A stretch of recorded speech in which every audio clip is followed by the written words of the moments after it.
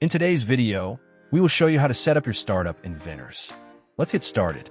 To create a startup, go to Venturz homepage. You'll see a button that says Bring Your Idea to Life. Click on it, and you'll be taken to the sign-up page.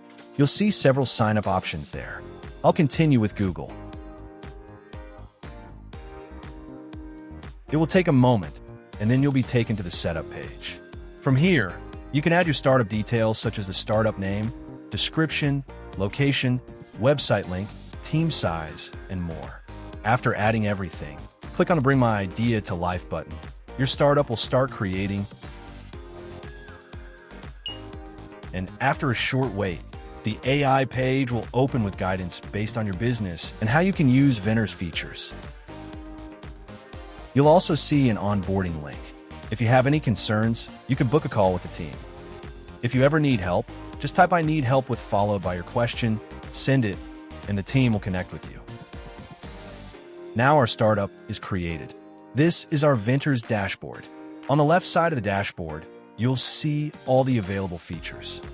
Now go to Settings.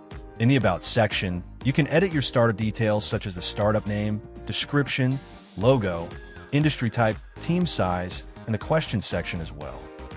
In the Domain section, you can add your website domain and email domain. In the Branding section, you can set your startup font, font size, color palette, and brand colors. You can add your team members from the Team section, and you can set the other sections as needed. If you want to log into your startup again, use your community link. Simply take your startup URL and add /community at the end, and you will be logged into your startup community.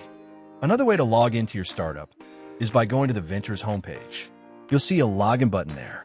Click it, and you'll be redirected to your startup.